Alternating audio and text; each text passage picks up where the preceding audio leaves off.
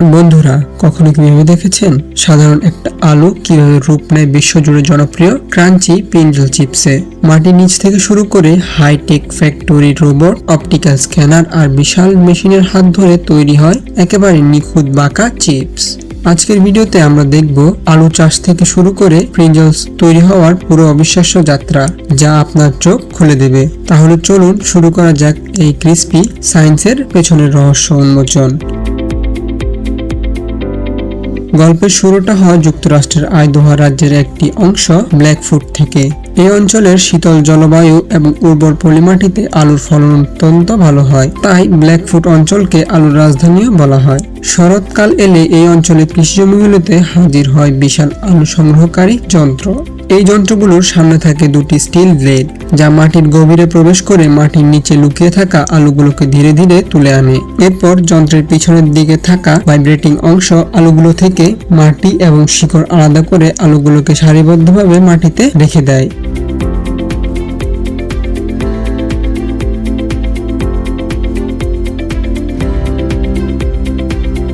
আবার এই মেশিনগুলোর পিছনে আসে আলু সংগ্রহকারী বিশেষ মেশিন। এই মেশিন হাইড্রোলিক সিস্টেমের সাহায্যে আলুগুলোকে তুলে ট্রাক ভর্তি করে। ট্রাকগুলো একসঙ্গে 25 টন আলু বহন করতে পারে।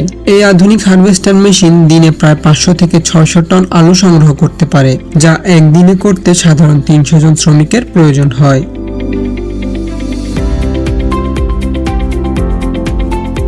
এরপর তাজা আলুগুলো ট্রাকে করে চলে আসে প্রি-স্টোরিং লাইনে। এই লাইনের মধ্য দিয়ে যাওয়ার সময় ছোট এবং খারাপ আলুগুলোকে বেছে নেওয়া হয়। ভালো আলুগুলো কনভেয়ার বেল্টে করে সোজা চলে যায় হিমাগারে। আলুগুলোকে সতেজ রাখার জন্য এখানকার তাপমাত্রা 7 থেকে 10 ডিগ্রির মধ্যে রাখা হয়। এই পরিবেশ আলু সংরক্ষণের জন্য বেশ উপযুক্ত।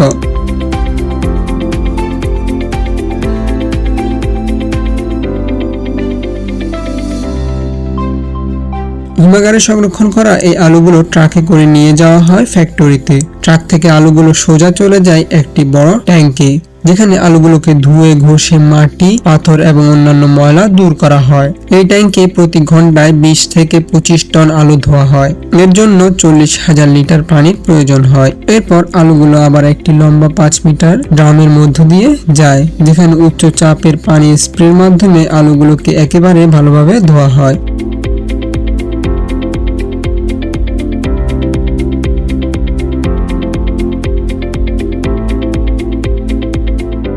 ধোয়া শেষ হলে আলুগুলো একটি স্বয়ংক্রিয় স্ক্যানিং এবং বাছাই প্রক্রিয়ার মধ্য দিয়ে যায়।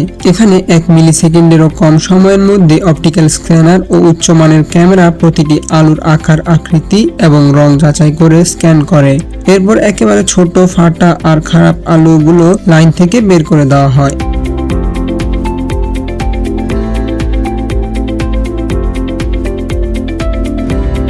এবার আলুগুলো যায় একটি ঘূর্ণায়মান মেশিনের মধ্য দিয়ে। এই মেশিনের দেওয়ালের খসখসে অংশের সাথে লেগে কয়েক মিনিটের মধ্যে আলুগুলোর খোসা সম্পূর্ণ উঠে যায়। বেরিয়ে আসে সোনালী মসৃণ আলু। তারপর আলুগুলো 2 মিনিটের জন্য ফুটন্ত পানিতে সিদ্ধ করা হয়। এতে করে আলুর মাংস নরম হয়ে যায় এবং কাটতে সুবিধা হয়। এরপর আলুগুলো যায় একটি ঘূর্ণায়মান ধারালো ব্লেডযুক্ত মেশিনের মধ্য দিয়ে, যা আলুগুলোকে কেটে ছোট ছোট টুকরায় রূপান্তর করে। এবার এই ছোট ছোট টুকরোগুলো একটি বাষ্প মেশিনের মধ্য দিয়ে যায়। মেশিনের ভেতরে উচ্চ তাপমাত্রার ফলে আলুগুলো একেবারে সিদ্ধ হয়ে যায়।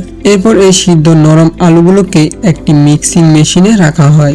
এই মেশিন আলুগুলোকে পিষে একটি নরম পেস্ট তৈরি করে। এরপর এই মসৃণ পেস্ট থেকে শক্ত আলুর অংশগুলো ছেঁকে নেওয়া হয়। এরপর সেই আলুর মসৃণ পেস্টগুলো একটি বিশাল রোলারের মধ্য দিয়ে যায়। এই রোলারের পৃষ্ঠ গরম হওয়ায় পেস্টের মধ্যে থাকা আর্দ্রতা কমে যায় এবং কাগজের মতো পাতলা স্তর তৈরি হয়। এই স্তরগুলো খসখসে হওয়ায় সহজে ভেঙে যায়, আর তৈরি হয় ড্রাই পটেটো ফ্লেক্স। এরপর এই ফ্লেক্সগুলোকে মেশিনের মধ্যে দিয়ে পটেটো পাউডার তৈরি করা হয়। এই পটেটো পাউডারের সঙ্গে মেশানো হয় চালের গুঁড়া, গমের ময়দা, কর্নস্টার্চ, লবণ, পানি এবং প্রয়োজনীয় উপকরণ। এতে করে তৈরি হয় নমনীয় ইলাস্টিক ডো, যা পরে রোলারের মাধ্যমে 1 মিটার লম্বা পুরু পাতলা রুটির মতো তৈরি করা হয়।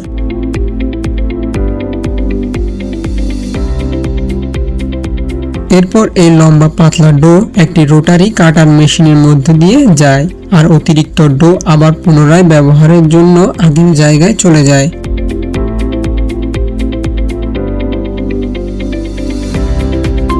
এবার কেটে নেওয়া চিপসগুলো একটি গুরুত্বপূর্ণ পর্যায়ে পৌঁছে যায়। এই চিপসগুলো কনভেয়ার বেল্টে করে গরম তেলের মধ্য দিয়ে যায়। চিপসগুলো ভাজার সময় হালকা ফুলে ওঠে, আর এই সময় চিপসগুলোকে বাঁকা আকৃতি দেওয়া হয়। এই বাঁকা আকৃতি প্রিঙ্গল চিপসকে পৃথিবীর অন্যান্য সকল চিপসের থেকে আলাদা করে। তেল থেকে উঠে আসার পর গরম বাতাস প্রবাহিত হয়, যাতে করে চিপসে থাকা অতিরিক্ত তেল ঝরে যায়। কনভেয়ার বেল্টের মধ্য দিয়ে যাওয়ার সময় চিপসগুলো দুপাশে মশলা ছিটিয়ে দেওয়া হয়। 160টিরও বেশি আলাদা স্বাদের জন্য প্রতিদিন প্রায় 2 টন মশলা ব্যবহার করা হয়। উৎপাদনের শেষ পর্যায়ে নিখুঁতভাবে বাঁকানো চিপসগুলো সাজানো হয় ক্যানের ভিতরে। এরপর স্বয়ংক্রিয় মেশিনের মাধ্যমে নির্দিষ্ট ওজন করে ক্যানগুলোর মুখ বন্ধ করে দেওয়া হয়। এরপর এই ক্যানগুলো চলে যায় বিশ্বের বিভিন্ন সুপার শপে।